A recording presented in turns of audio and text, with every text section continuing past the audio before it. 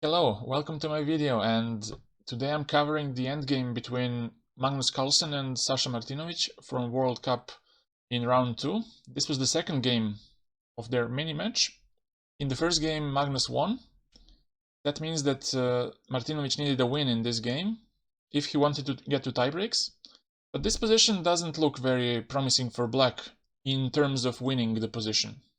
Here Martinovic played bishop d6, defending the pawn. And now king gets closer. King f7, king d3, king e6, and now finally he blocks the e pawn. And the second phase, once he blocked the e5 pawn, is to push on the queen side. Now he reroutes his knight. Knight e1, bishop c7, knight d3. He's hoping that bishop takes a5, and after knight c5 he cannot go to d6 because of knight b7 and capturing the bishop. So if he goes to, let's say, f6, he can take on b7, and the c-path pawn is very dangerous now. And here he tries to cover the c5 square by bishop d6, b3, and now bishop e7, trying to stop knight c5. Now if he takes on e5, black simply has bishop f6, and when the knight moves, bishop takes c3.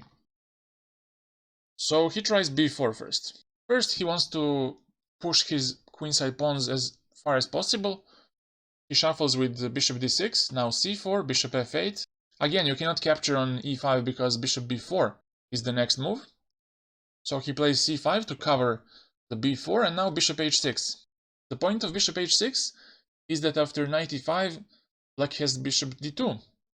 And after he goes back to defend the b4 pawn, bishop c3, to not allow king d4, king c4 to stabilize.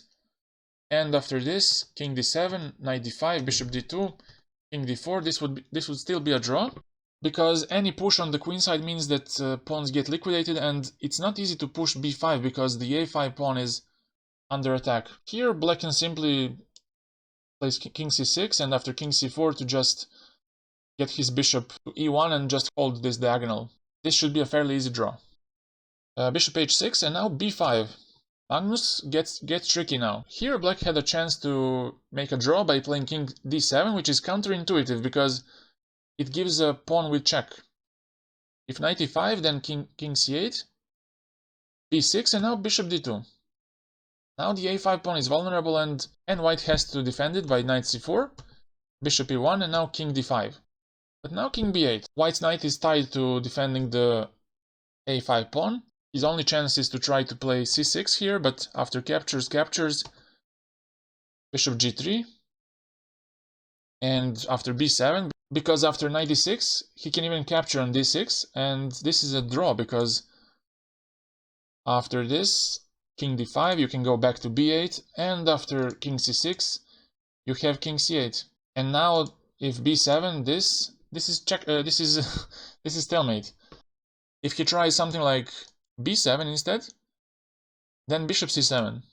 And now black is either going to give up the b7 pawn by moving the king, or to give up the a5 pawn by moving the knight. And that's also a draw. If he plays knight b6, then black takes on b6. We have a stalemate. And if he takes with the a pawn, then a5.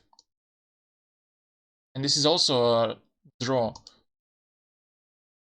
because of the same stalemate on b8. King d7 was the only move to make a draw, but here he plays a b5. And now white plays c6. The idea is if he takes to push a6, and the a pawn is not going to be stopped. He tries with king d6. He takes on b7, king c7, and now a6, supporting the pawn. Now bishop f8, he takes the pawn, and now bishop d6. And now you can pause the video if you want to find the winning move. Magnus played knight d7, which was a bad move. Instead, he should have played king d5. If he takes on e5, then white simply takes, and in the end he will collect the b5 pawn. If he does something else, like let's say b4, then he goes knight c6. Now the threat is b8 queen. If king d7, then a7 is game over, because the b7 pawn is not under attack, which was not possible when the king was on c7. If he moves the king to b6, Now a7 is not possible, but you can take the bishop very simply. He played knight d7 instead.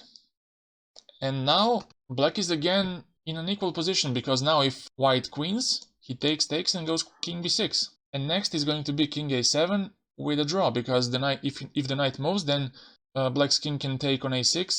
So white now tries king d4, bishop c7, and now king d3.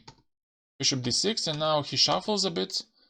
And here he makes black makes a crucial mistake. He plays bishop g3, which allows white to make a bridge. If he just played bishop d6, it would be a draw. Magnus could not make any progress in this position. He would just shuffle his king, and black just has to shuffle on c7 and d6.